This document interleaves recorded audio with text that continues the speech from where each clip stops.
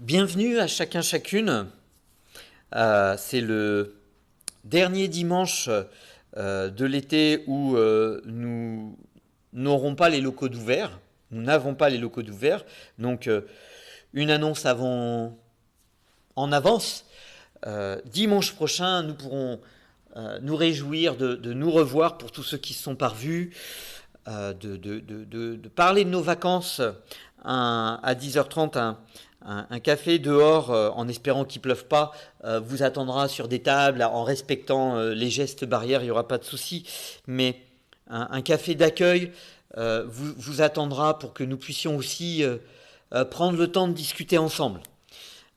En attendant, pour ouvrir ce dernier dimanche où ce n'est que par le net que nous nous rencontrons, je voudrais vous lire un texte de l'apôtre Paul qui parle de cette unité.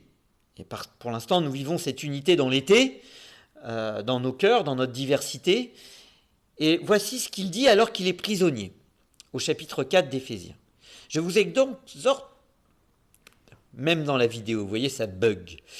Je vous exhorte donc, moi, le prisonnier dans le Seigneur, à marcher d'une manière digne de la vocation qui vous a été adressée, en toute humilité et douceur, avec patience. Supportez-vous les uns les autres en vous efforçant de conserver l'unité de l'esprit par le lien de la paix. Il y a un seul corps et un seul esprit, comme aussi vous avez été appelés à une seule espérance, celle de votre vocation. Il y a un seul Seigneur, une seule foi, un seul baptême, un seul Dieu et Père de tous, qui est au-dessus de tous, parmi tous et en tous. On a un seul Dieu, un seul Père, nous sommes un seul corps, et ce corps, c'est la famille de Dieu qui est sous le Père, ce Père, le Dieu trois fois saint, le Créateur du ciel et de la terre. Nous sommes une famille qui aspire à se revoir, une famille qui aspire à grandir ensemble et à s'encourager les uns les autres, à s'édifier dans l'amour, pour toujours persévérer dans la croissance. L'apôtre Paul nous parle aussi d'efforts. Parfois, c'est un effort de chanter quelques chants. Et les deux chants qui vont suivre nous rappellent que notre ancre, elle est en Jésus-Christ. La raison pour laquelle nous sommes une famille, c'est basé sur l'action de Jésus-Christ à la croix et notre foi en cette action. Et le deuxième chant, c'est peut-être un effort, surtout si parfois nous sommes en tension relationnelle les uns avec les autres, c'est nous sommes unis dans la famille, une chaîne d'amour. Alors ça pourrait être un chant que nous chantons de façon légère, mais c'est pas léger. Une chaîne, c'est solide. Les maillons sont parfois bien plus rigides que nous ne le supposons.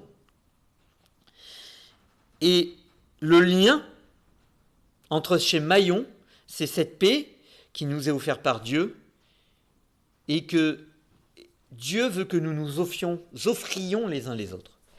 Alors je vais prier, je vous invite à chanter ensuite.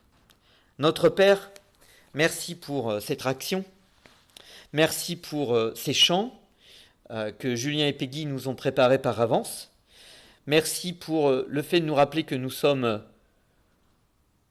tes enfants, car tu es notre Père et il n'y en a qu'un seul. Ça devrait éviter toute tension de division, de particularisme. Même s'il y en a, et peut-être que nous prendrons le temps dans les semaines à venir de reparler de celui-là, de ces tensions. On te remet ce culte entre tes mains, on te remet nos cœurs entre tes mains, que chacun et chacune se sente encouragé par les chants, par l'encouragement que tu veux nous apporter aussi, au nom de ton Fils, par ton Esprit. Amen. Je vous laisse chanter, on se retrouvera après, et puis je vous le répète, dimanche prochain, la salle est ouverte.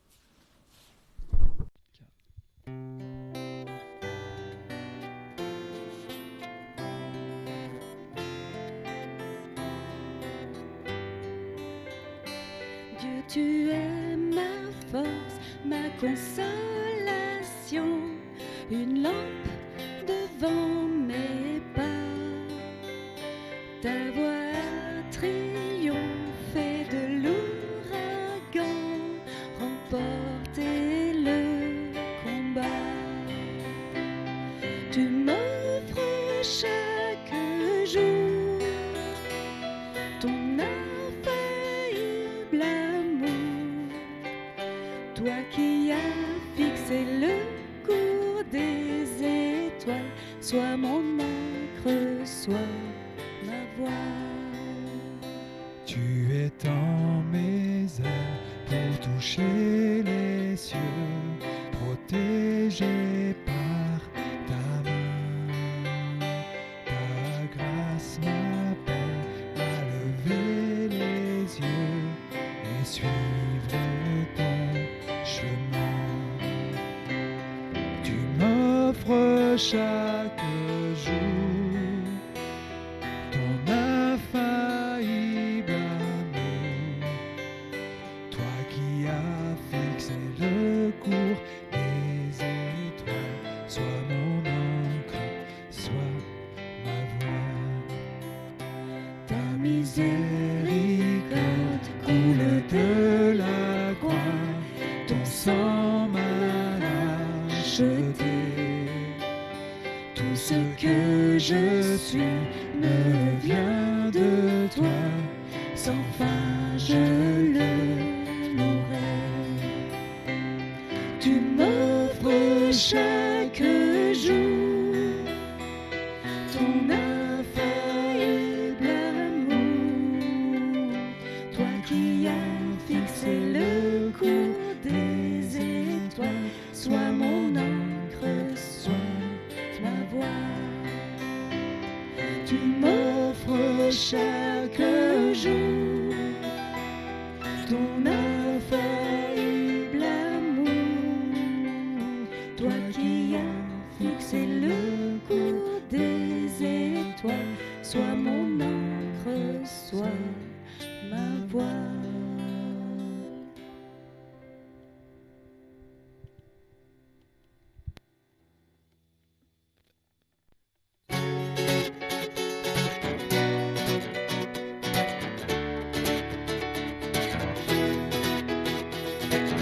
Nous sommes unis dans la famille, car Dieu nous lie à toujours par une chaîne d'amour. Concitoyens, Nous sommes les siens car Dieu nous lie à toujours par une chaîne d'amour. Et chacun des maillons dans l'épreuve tiendra bon, lié à toujours par une chaîne d'amour.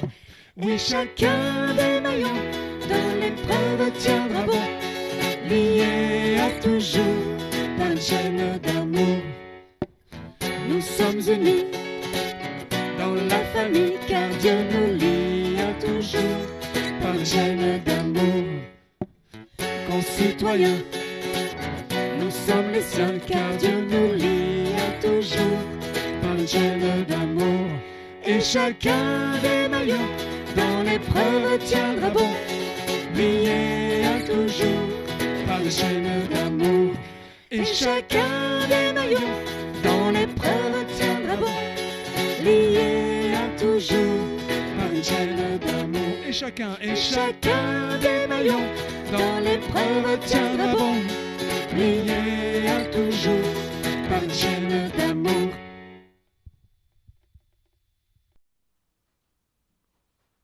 En progrès. En progrès. C'est une phrase qu'on peut lire sur les bulletins de notes, qui n'est pas toujours bien vue. Bienvenue à chacun, chacune. Bienvenue dans ce moment estival. Et ce jour, j'avais envie de vous offrir un exercice particulier. Je voulais vous parler des progrès. Et du mot progrès.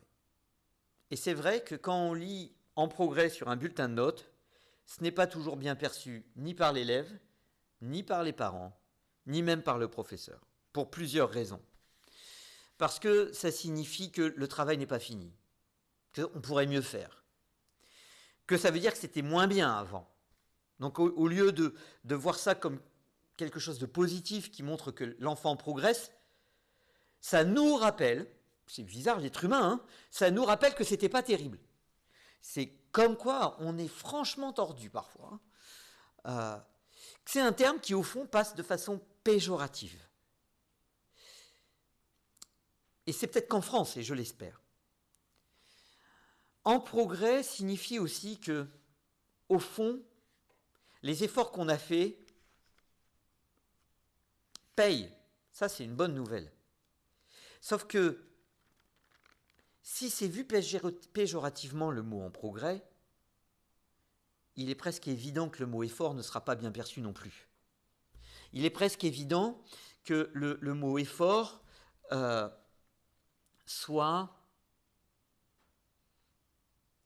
vu négativement parce que on n'entend pas les progrès que l'on fait. On n'entend pas que cela porte des fruits. On n'entend pas que tous les efforts que nous menons ont des résultats concrets. Alors certes, on ne voit pas tout. Certes, il ne faut pas travailler pour simplement les encouragements, mais il y a un mais. Et ce mais, nous allons en parler. Et je voudrais vous lire ce que Paul dit à un jeune pasteur qui s'appelle Timothée dans la première lettre qu'il lui écrit.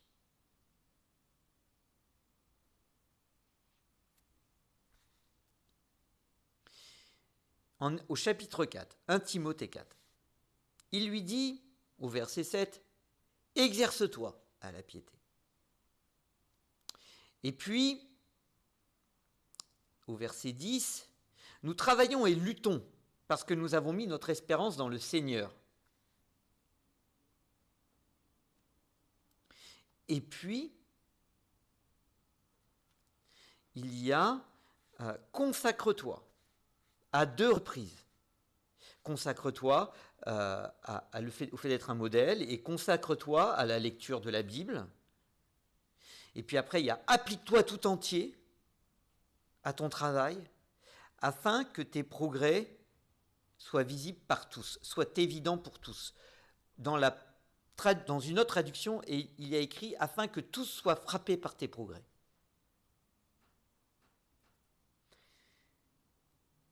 L'Église progresse. Les églises locales avec lesquelles je travaille progressent. Et j'ai eu à cœur de parler de ces progrès. De parler de ces progrès et en même temps je me suis dit, mince, pourquoi je vais hésiter à en parler ? Pourquoi j'hésiterais à parler des progrès de l'Église ?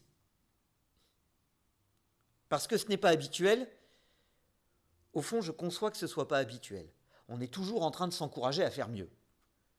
Et c'est mieux, c'est bien et tant mieux. Peut-être que l'on considère que cela ne fait pas partie d'une prédication, de parler des progrès visibles que l'on voit. Les progrès visibles que l'on voit, redondants, néanmoins. Des progrès que l'on voit chez les uns et chez les autres, ou même dans une assemblée.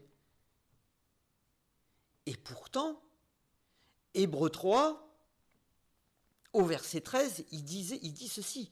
« Encouragez-vous les uns les autres, jour après jour, aussi longtemps que l'on peut dire aujourd'hui. » Alors, il y a une version française qui parle d'encouragement qui serait « Je te montre tout ce qu'il te reste à faire de bien. » Attends, sympa, moi ça fait 10 ans que je travaille et que je cherche à progresser, tout ce dont tu veux me parler, c'est de ce qui reste à faire. On va certainement pas parler des progrès qui existent déjà, de peur que ça arrête tous les progrès et que l'Église se repose peut-être sur ses lauriers. Et pourtant, l'Église locale fait des progrès. Celle de Lamballe, celle de Lannion, celle de Saint-Brieuc, celle de Lanvolon. Elles font des progrès et tous ceux qui les fréquentent peuvent les voir. On va dire, oui, tu progresses, mais, oui, mais. Nous ne sommes pas doués avec cette façon de parler qui est plutôt anglo-saxonne, c'est si tu veux faire des reproches à quelqu'un, cherche dans ton esprit 10 choses positives que tu as à dire. Ouais, mais je veux pas faire semblant, moi. Non, c'est chercher 10 choses vraies. Ça ne veut pas dire qu'il faut faire comme ça.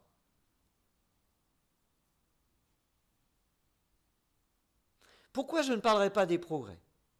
Parce que ça implique que si je dis des choses qui sont en progrès, cela suppose qu'avant je considérais que l'Église n'était pas assez bien là-dedans. Je parle des raisonnements qu'on peut tous avoir dans notre tête. Hein. Parce que cela pourrait passer par... Ça veut dire que Michael, tu te glorifies, tu parles du bon travail que tu as fait en tant que pasteur. Là, franchement, je voudrais mettre un gros coup de bémol. Si jamais nous pensons comme ça. Le travail, c'est le Saint-Esprit qui le fait. Alors pourquoi parler des progrès? Il y a le mot effort. Nous faisons des efforts, tous. Et puis si on croit que cela vient, que l'on pense que je me gonce des progrès, moi je suis heureux de voir des églises qui progressent, tout simplement en tant que chrétien et même en tant que pasteur. Mais si l'on croit que je ne fais que me goncer, ça veut dire que l'on sous-estime le travail du Saint-Esprit, ça veut dire que l'on sous-estime tout le travail des conseils pastoraux, des conseils d'église, tout le travail de tous ceux qui prennent en main des responsabilités, le travail de tous les groupes de maison, le travail de chacun et chacune dans notre relation avec Dieu, tous les efforts que nous faisons pour demeurer fermes dans la foi, les uns et les autres, tous les efforts que les uns et les autres nous faisons pour écouter le Saint-Esprit, même quand nous n'allons pas bien, tous les efforts que nous faisons pour peut-être venir dans les rencontres, pour persévérer à venir dans les rencontres, même quand nous n'allons pas bien. Et je voudrais vraiment vous encourager parce que vous êtes très, très, très, très, très nombreux à faire des efforts, même quand vous n'allez pas bien, à progresser dans votre foi.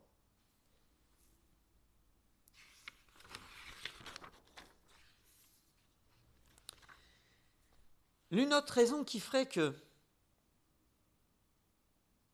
je ne parlerai pas des progrès, c'est que si certains ne se retrouvent pas dans la liste des progrès dont je pourrais parler, qu'ils se disent « et moi alors ?»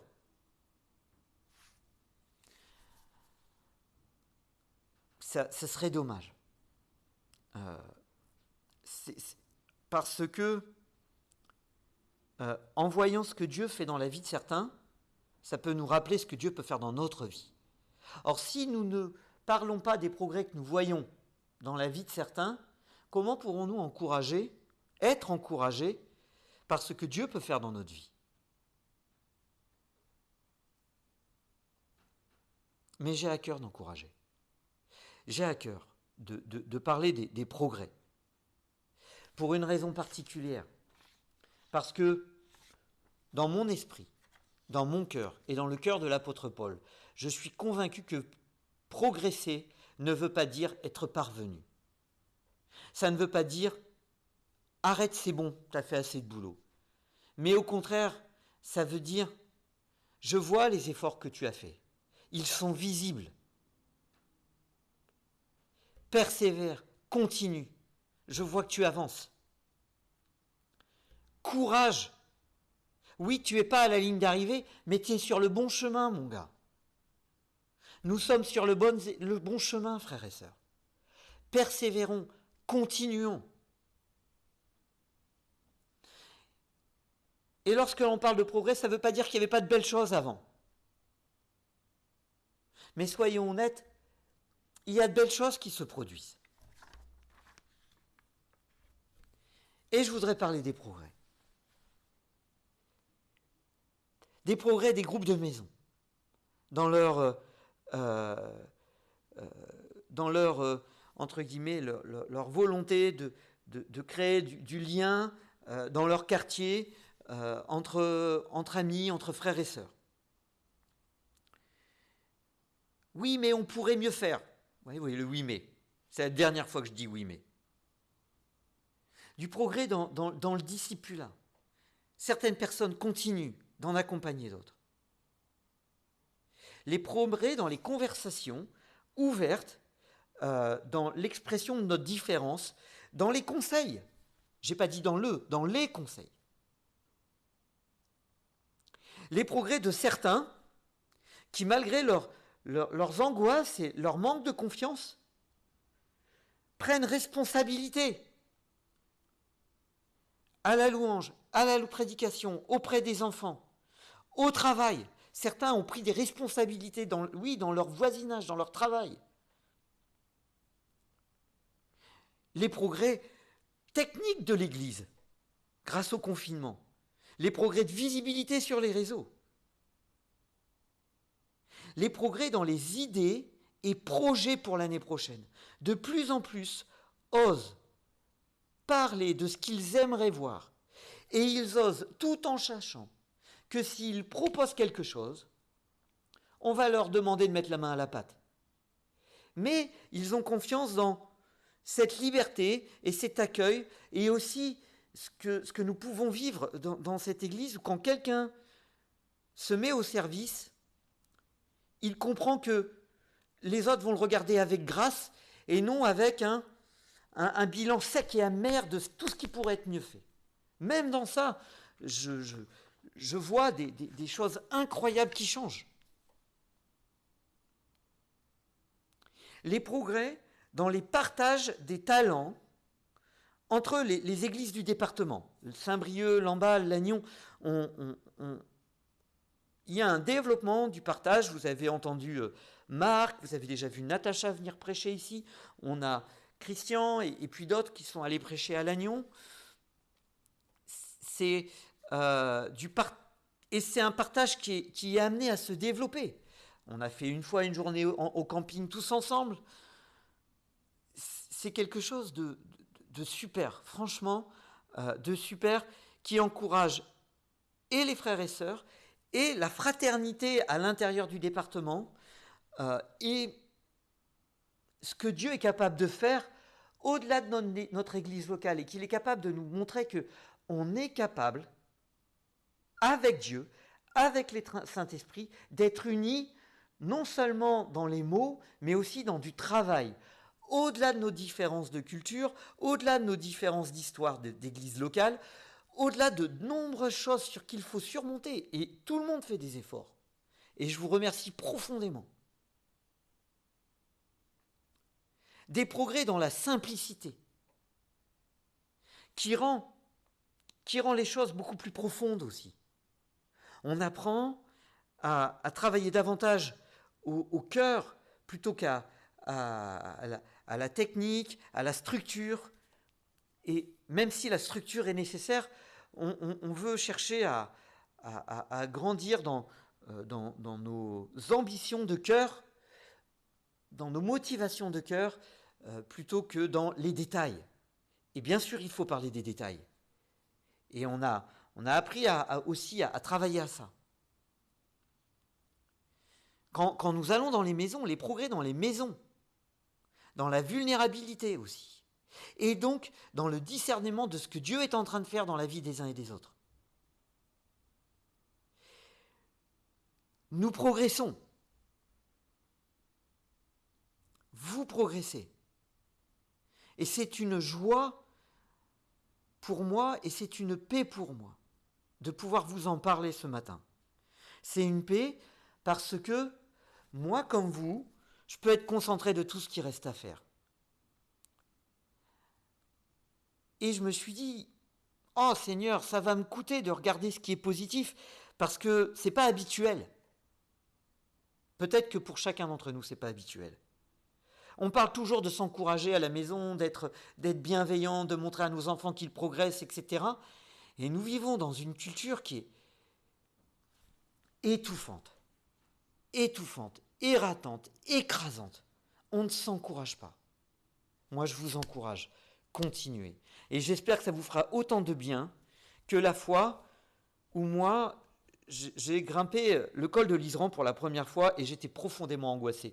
Vous allez me dire, on n'est pas angoissé quand on fait une sortie vélo. Quand il y a 33 km de grimpette avec seulement un faux plat de 8 km au milieu, si on peut être angoissé quand on n'est pas un professionnel. Et cela m'a fait un bien fou d'une conversation que j'ai eue au milieu de ce parcours avec un monsieur que je ne connaissais pas. et que je n'ai jamais revu. Qui m'a regardé et m'a dit, je vois que vous êtes entraîné. Ça va peut-être être dur, mais vous inquiétez pas, vous allez y arriver. Vous allez y arriver. Ne vous inquiétez pas, vous serez en haut. Il y aura des moments où vous pourrez aller plus vite. Veillez à ne pas vous décourager ou à ne pas vous empresser. Prenez votre rythme, mais vous allez y arriver. Et c'est aussi la même chose que ce que Paul a dit à l'église de Philippe, qu'il aimait profondément. Il y avait un lien particulier entre Paul et l'église de Philippe, et il les a plusieurs fois encouragés et montré les progrès qu'il voyait en eux. Mais il leur dit aussi, au début de sa lettre, au verset 6 du chapitre 1, « Je suis persuadé que celui qui a commencé en vous une œuvre bonne en poursuivra l'achèvement jusqu'au jour du Christ Jésus. » C'est une persuasion que j'ai dans mon cœur, pour chacune de ces églises que j'ai sur le cœur. Et ce n'est pas juste des mots, je vous ai sur le cœur, parfois ça m'alourdit parce que j'aimerais vous donner beaucoup plus, mais quand je vois tout ce que Dieu et le Saint-Esprit fait avec vous, ça met de la paix. Paul pouvait être en paix en parlant à l'église de Philippe. Je suis en paix quand je vous vois grandir.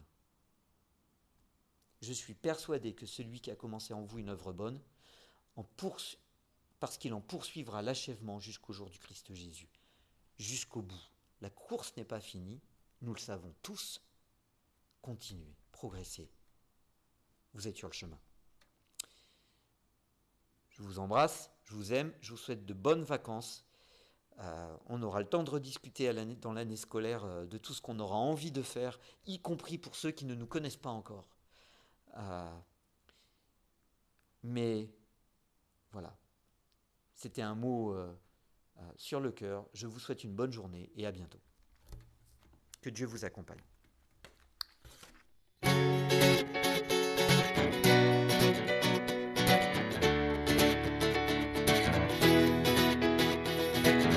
Nous sommes unis dans la famille, car Dieu nous lie à toujours par une chaîne d'amour. Concitoyens, nous sommes les siens, car Dieu nous lie à toujours par une chaîne d'amour. Et chacun des maillons dans l'épreuve tiendra bon, lié à toujours par une chaîne d'amour. Et chacun des maillons dans l'épreuve tiendra bon, lié à toujours par une chaîne d'amour. Nous sommes unis dans la famille, car Dieu nous lie à toujours par une chaîne d'amour. Concitoyens, nous sommes les siens, car Dieu nous lie à toujours par une chaîne d'amour. Et chacun des maillons dans l'épreuve tiendra bon, lié à toujours par une chaîne d'amour. Et chacun des maillons dans l'épreuve tiendra bon, lié à toujours par une chaîne d'amour. Et chacun des maillons dans l'épreuve tiendra bon, lié à toujours par une chaîne